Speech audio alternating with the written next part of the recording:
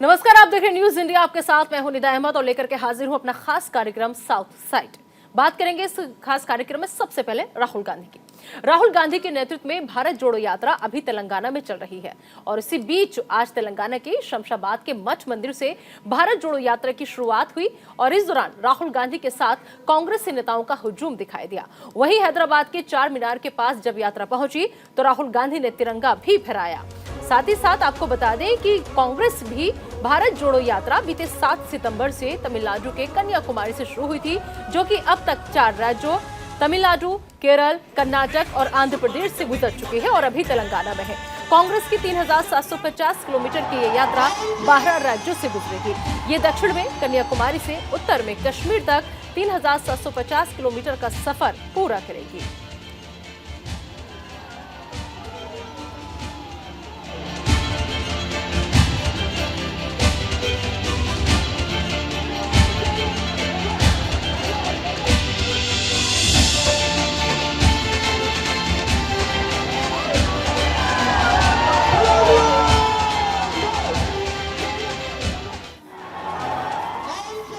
तो कांग्रेस की भारत जोड़ो यात्रा जो है लगातार धीरे धीरे अपने काफिले के साथ आगे बढ़ रही है और राहुल गांधी के नेतृत्व में ये भारत जोड़ो यात्रा चल रही है। और राहुल गांधी ने आज 4 मिनट के पास जब वो पहुंचे तो वहां पर तिरंगा फहराते हुए नजर आए। तो कांग्रेस की भारत जोड़ो यात्रा की तस्वीरें यहाँ पर आपको हम दिखा रहे हैं, जिसमें आप देखिए कि राहुल गांधी के नेतृत्व में धीरे धीरे ये यात्रा जो है आगे बढ़ती चली जा रही है।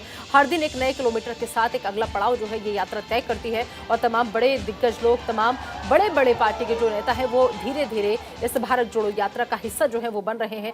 राहुल गांधी के साथ कदम से कदम मिलाते हुए नजर आ रहे हैं। और आज ये जो यात्रा थी इसकी तस्वीरें कुछ इस तरीके से सामने आई कि राहुल गांधी जो थे वो अपने पूरे लाव लश्कर के साथ पहुंचे यहाँ पर चार मीनार पर और यहाँ पर जाकर के राहुल गांधी ने देखिए कैसे चार मीनार के पास अपना जो तिरंगा झंडा था उसको फहराया यहाँ पर।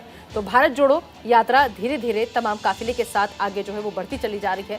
राहुल गांधी इसका लगातार नेतृत्व जो है वो कर रहे हैं। तो कांग्रेस की भारत जोड़ो यात्रा में आज कई लोग ऐसे हैं जो धीरे धीरे हर दिन एक नई तस्वीर जो है वो सामने आती है।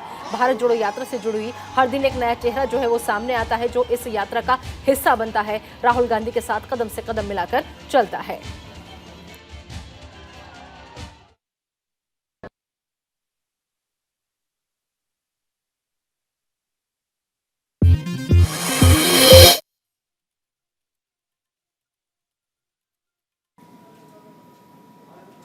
तो दरअसल राहुल की इस भारत जोड़ो यात्रा की जो खासियत है वो ये भी है कि कभी वो हर दिन एक अलग अंदाज राहुल गांधी का देखने को मिलता है।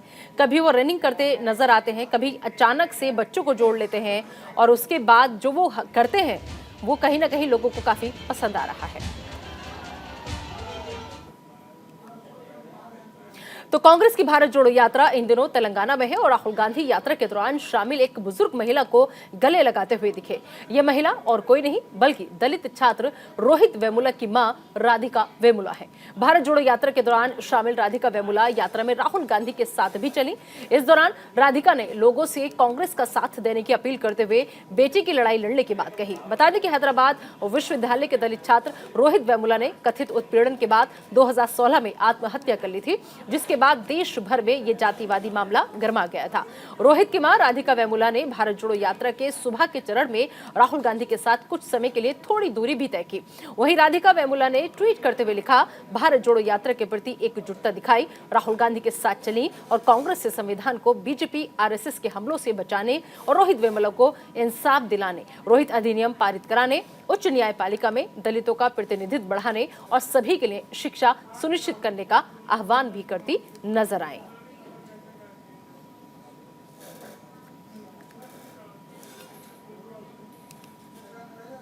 कर्नाटक में आज 67वां स्थापना दिवस मनाया गया और इस मौके पर प्रदेश भर में कई तरह के कार्यक्रमों का आयोजन हुआ।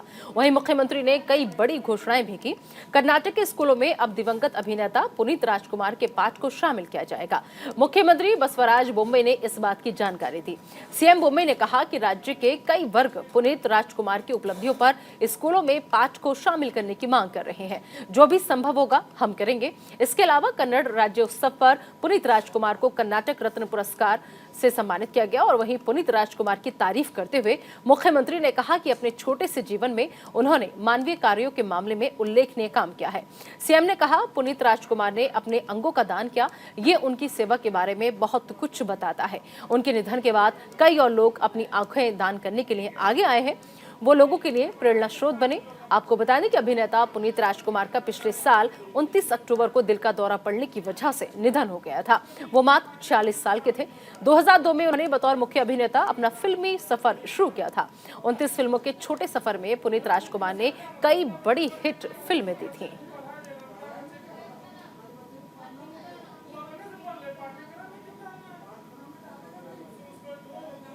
कर्नाटक रत्न ಪ್ರಶಸ್ತಿಯನ್ನ ನೀಡಲಾಗ್ತಾ ಇದೆ ಬಂಧುಗಳೇ।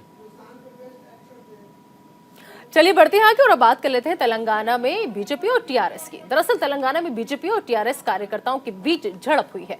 दोनों दलों के कार्यकर्ता मुनुगोड़ी क्षेत्र में प्रचार के दौरान आपस में भिड़ गए और एक दूसरे पर लाठियां भी चलाई। इस भिड़ंत में दोनों दलों के कई कार्यकर्ता घायल हो गए और इस दौरान वाहनों पर भी हमले किए गए और जमकर तोड़फोड़ की गई।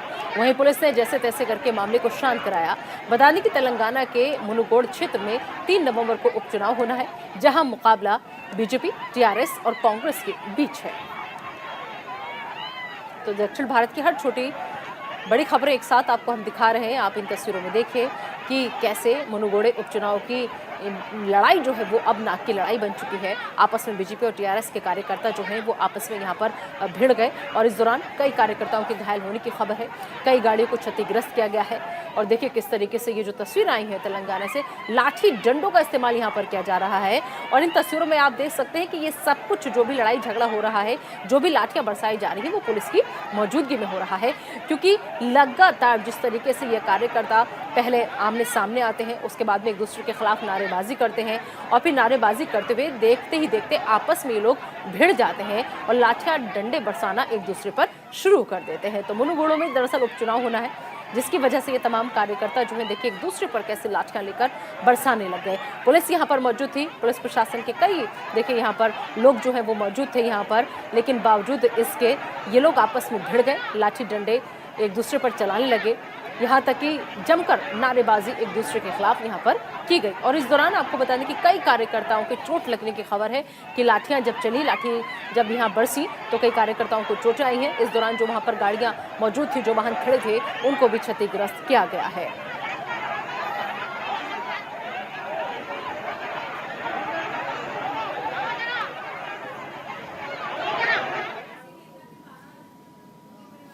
तो एक बार फिर से राहुल गांधी की हम बात करेंगे। राहुल गांधी ने भारत जोड़ो यात्रा के दौरान प्रेस कॉन्फ्रेंस कर तेलंगाना के सीएम केसीआर पर तंज कसा था। अब तेलंगाना सरकार के मंत्री केटी रामा राव ने राहुल के बयान पर पलटवार किया है। आपको बताएं कि केटी रामा राव ने कहा कि अंतर्राष्ट्रीय नेता राहुल गांधी अमेठी में अपनी लोकसभा की सीट भी नहीं जीत सकते। वो तेलंगाना के सीएम केसीआर की राष्ट्रीय पार्टी का उपहास कर रहे हैं। आगे तंज कसते हुए उन्होंने कहा कि उनको प्रधानमंत्री बनने से पहले लोगों को सांसद के रूप में चुनने के लिए राजी करना चाहिए। बता दें कि तेलंगाना में टीआरएस और कांग्रेस के बीच संबंध के सवाल पर राहुल गांधी ने कहा था कि दोनों पार्टियों के बीच कोई संबंध नहीं है। तेलंगाना के मुख्यमंत्री का मानना है कि वो एक राष्ट्रीय पार्टी चला रहे हैं, उनकी इस सोच का स्वागत है। वो ये भी सोच सकते हैं कि वो एक अंतर्राष्ट्रीय पार्टी चला रहे हैं। गौरतलब है कि अगले साल 2023 में तेलंगाना में विधानसभा चुनाव होने वाले हैं और इस बार कांग्रेस और टीआरएस एक दूसरे के सामने होंगी। वहीं राजनीतिक गलियारों में कांग्रेस और टीआरएस के बीच गठबंधन की संभावनाओं की चर्चा चल रही है, लेकिन राहुल गांधी ने इससे साफ इनकार कर दिया और इसे नकार दिया। पहले भी कई कांग्रेसी नेता इस संभावना को नकार चुके हैं। फिलहाल पूरे मामले पर दोनों दलों की तरफ से बयानबाजी का दौर लगातार जारी है। अब कौन से परिस्थितियों में वहां हारे, उनका खुलासा इसको नहीं मालूम। केटीआर भी पहली बार जब सिलसिला से जीते, बहुत सारे पैसे लगाए बाद भी 100-150 वोटों से जीते सो है। इतने सारे पार्लियामेंट मेंबर हारे परसों। तो राजनीति में हारना जीतना एक पार्ट है और इतना बड़ा राजनीति अपने आप को मानने वाला केटीआर ऐसे ट्वीट करना तेलंगाना की जनता इसको स्वीकार नहीं करती। Rahul Gandhi internationally renowned recognised leader है, आप एक सब रीजनल पार्टी का लीडर है और राहुल गांधी का आपका जमीन आसमान फर्क है। कभी ख्वाब में भी नहीं सोचना और ख्वाब में भी ट्वीट नहीं करना कि राहुल गांधी के बारे में। ये सारे देश में जिजारू और मोस्ट चेरिस्मेटिक नेता है राहुल गांधी। उनके बारे में कम्पीट नहीं, अपना सोचना भी नहीं चाहिए। उत्तर प्रदेश में कैसरगंज से बीजेपी सांसद और भारतीय कुश्ती संघ के राष्ट्रीय अध्यक्ष ब्रजभूषण शरण सिंह एक बार फिर अपने विवादित बयान को लेकर सुर्खियों में आ गए हैं। इस बार उन्होंने एआईएमआईएम अध्यक्ष असदुद्दीन ओवैसी को निशाने पर लेते हुए विवादित बयान दिया है। ब्रजभूषण शरण सिंह ने ओवैसी पर टिप्पणी करते हुए उनके पूर्वजों को हिंदू बताया और कहा कि मैं सब जानता हूं, उनके बाबा के पिता का नाम तुलसी राम दास था। बीजेपी सांसद यही नहीं रुके, उन्होंने बलरामपुर से सपा नेता रिजवान खान को लेकर भी बयान दिया और कहा कि मुझे इनके बारे में जानकारी है, ये हिंदू हैं।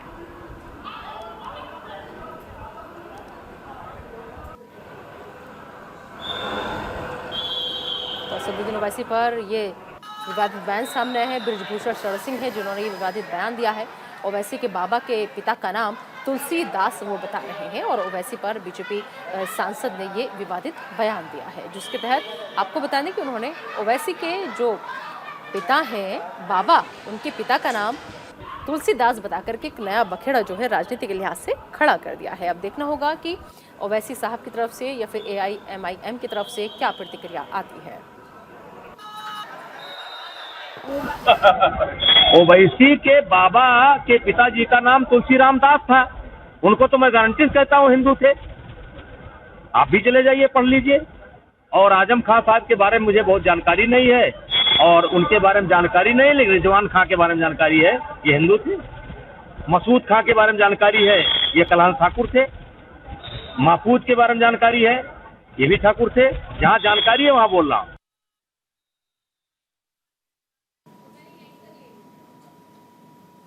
कर्नाटक में बीजेपी मिशन रिपीट की कवायद में अभी से जुट गई है और इस बीच पीएम मोदी 11 नवंबर को कर्नाटक के दौरे पर रहेंगे और कई विकास परियोजनाओं की सौगात देंगे। इसी बीच पीएम मोदी दक्षिण भारत की पहली वंदे भारत एक्सप्रेस ट्रेन को हरी झंडी दिखाकर रवाना करेंगे, जो बेंगलुरु के रास्ते चेन्नई और मैसूर के बीच चलेगी। इसके साथ ही आपको बता दें कि पीएम मोदी हवाई यात्रियों के लिए 5,000 करोड़ रुपए की लागत से बनाए गए कैंपेगौड़ा अंतर्राष्ट्रीय हवाई अड्डे के दूसरे टर्मिनल का भी उद्घाटन करेंगे। इस अवसर पर प्रधानमंत्री नादप्रभु कैंपेगौड़ा की 108 फुट ऊंची प्रतिमा का भी अनावरण करेंगे, साथ ही एक जनसभा को भी संबोधित करेंगे। वहीं पीएम मोदी के दौरे को लेकर शासन प्रशासन तैयारियों में जुटा है। खुद सीएम मुंबई अधिकारियों के संपर्क में है।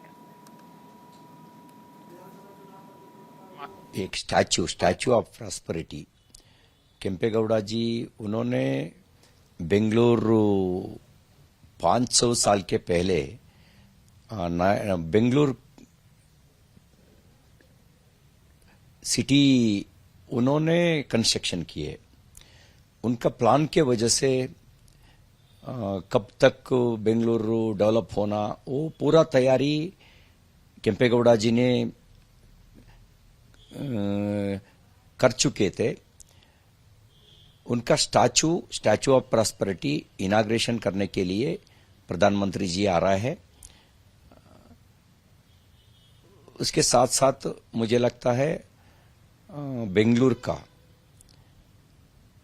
नया दिशा देने के लिए भी आने वाले दिन में प्लान कर सकता है।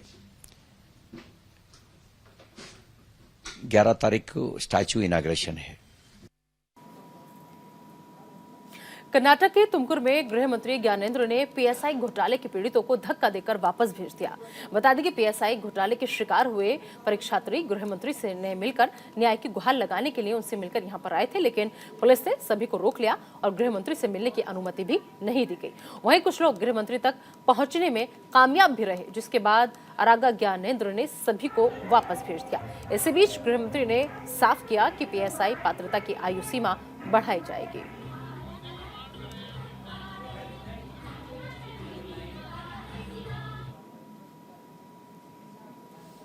आंध्र प्रदेश के विजयवाड़ा के लोगों को बड़ी सौगात मिली है। खास करके दुबई जाने वाले लोगों के लिए ये खास खबर है। इसी बीच विजयवाड़ा से शारजाह के लिए हवाई सेवा शुरू हो गई है। हवाई सेवा शुरू होने के बाद अब विजयवाड़ा के लोगों को दूसरे शहर नहीं जाना पड़ेगा। अब वो सीधे अपने जिले दुबई के लिए उड़ान भर सकेंगे।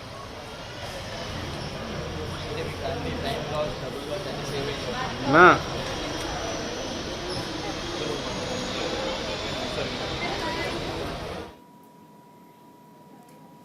केरल के तिरुवनंतपुरम में महिला पुलिस अधिकारी ने दरियादिली दिखाई और पारिवारिक विवाद में मां से अलग हुए 12 दिन के बच्चे को दूध पिलाया, जिसके बाद महिला पुलिस अधिकारी की जमकर तारीफ हो रही है।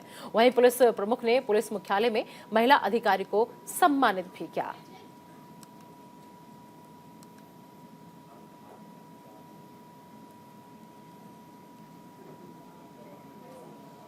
केरल के कोट्टायम में नशीली दवाओं के खिलाफ अभियान चलाया गया और अभियान में कोट्टायम के स्कूली के छात्रों ने हिस्सा लिया।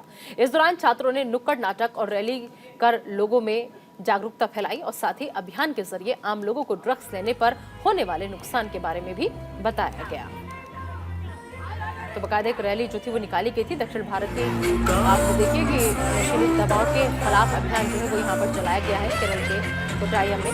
सभी ये स्कूल छात्र हैं जिन्होंने ये इस अभियान के जरिए लोगों को जागरूक किया। तो ड्रग्स के खिलाफ दरअसल ये हल्ला बोल था इन छात्रों का।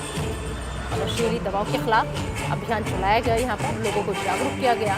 स्कूली छात्र हैं ये तमाम जिन्होंने बढ़ चढ़कर इस कार्यक्रम में हिस्सा लिया।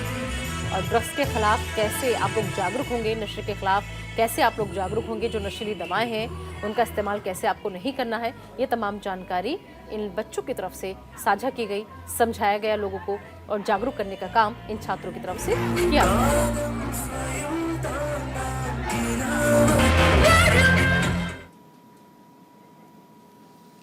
तमिलनाडु के कोयम्बटूर में हुए सिलेंडर विस्फोट के बाद प्रदर्शनों का दौर लगातार जारी है। इसी बीच हिंदू संगठन ने कोयम्बटूर कार्यालय परिसर के बाहर विस्फोट के खिलाफ मौन विरोध प्रदर्शन कर अपना विरोध जाहिर किया।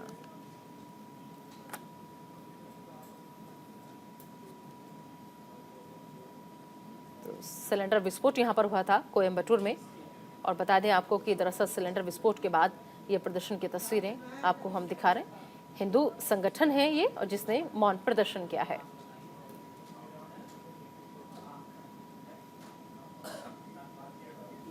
और इधर तमिलनाडु के चेन्नई में जोरदार बारिश हुई, जिसके बाद कई जगहों पर जलभराव की समस्या पैदा हो गई। वहीं लोगों को कई तरह की परेशानियों का सामना भी करना पड़ा। फिलहाल लोगों को परेशानियों से निजात मिलती दिखाई नहीं दे रही है।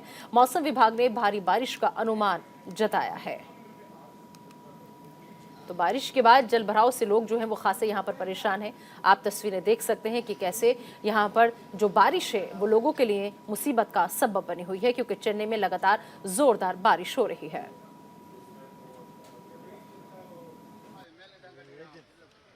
Southwest Bay off Sri Lanka coast. Also, there is an east-west shear zone lies over Tamil Nadu. Under the influence of this system, last 24 hours, we had a very good rainfall, particularly North Tamil Nadu area, including the Chennai, Kanchipuram, and neighboring districts. One or two places, heavy to very heavy rainfall also recorded this region. Highest rain of about 13 centimeter recorded at Red Hills and 12 centimeter recorded at Perambur. As per the forecast is concerned, for next 3 days, moderate rainfall is likely to occur over few places over Tamil Nadu, Pondicherry and Karaikal. But overall picture, that is the overall picture. If you, as far as the heavy rainfall is concerned, next to 24 hours, if you consider that over the region that including the districts like Chennai, Tiruvallur, Kanchipuram, Chengalpattu, Ranipettai, Tirupattur, Tiruvannamalai, over the districts, one or two places, heavy to very heavy rainfall is likely to occur for next to 24 hours. तो फिलहाल हमारे इस खास bulletin south side में भी के लिए इतना ही। आप दीजिए इजाजत, लेकिन बने रहिए न्यूज इंडिया के साथ।